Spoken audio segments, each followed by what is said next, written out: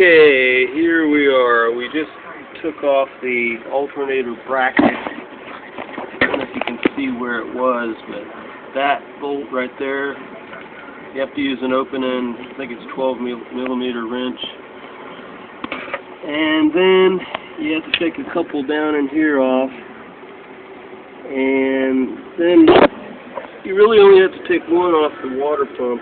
It's, you see the water pump right there, but just that one right there. You can see it sticking upwards. And then it's right here, actually, that one.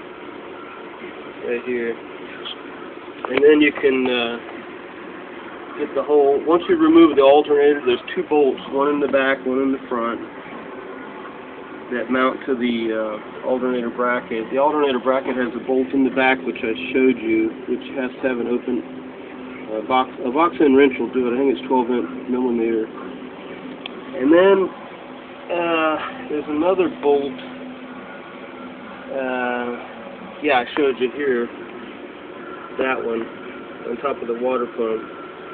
And then that whole bracket will come out, and then you can see finally the bearing. That's the bearing. It looks like it's leaking to me. I'm wondering if the valve cover's leaking, or is that just some former gasket that's squeezed out.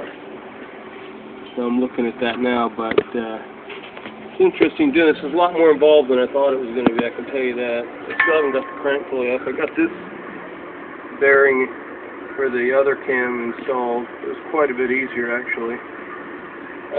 There's a little trick to doing those bearings, if you're interested. Let me see, where's that old bearing at? Well, believe it or not, I seem to have misplaced the old bearing. But, I'm sorry I did.